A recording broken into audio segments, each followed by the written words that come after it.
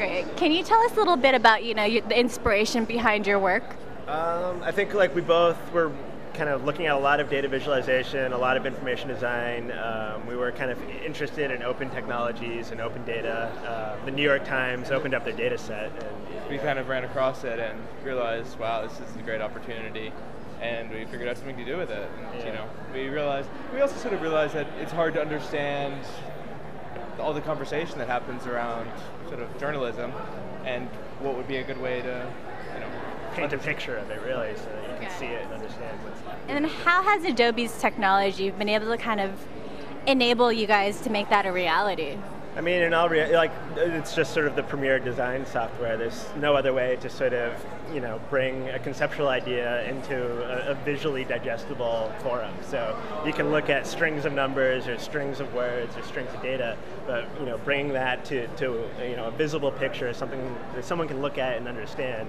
You need design tools. You need to be able to sort of pump a lot of information out, and stuff like Photoshop, Illustrator. That's the tools you need to do that. So that's really what made it happen. Yeah. I think you put it well.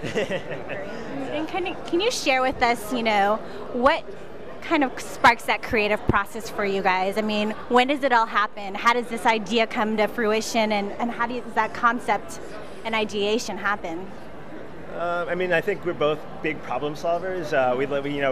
We'll be talking. We'll say, yeah, this is weird. We don't know how to, make sense of this or understand this. And then it's sort of like, well, how could you do that? And then it just sort of escalates from there. It's just kind of built. And at the same time, it's really, I think both of us find a lot of joy in putting things together and building things.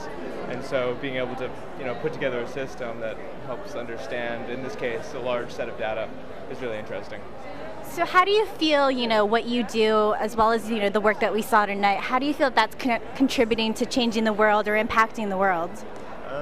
Well, in this case in particular, there's all of this discourse around journalism, and due to the scale of it, as it's moved onto the internet, it's really hard to understand. And I think we're, through this project, kind of providing an idea of a way to understand, or asking questions about what are we trying to understand now, So I think it's just sort of dealing with scale and dealing with speed and dealing with kind of how technology is changing the rest of our life. Design plays an incremental role in how we digest that.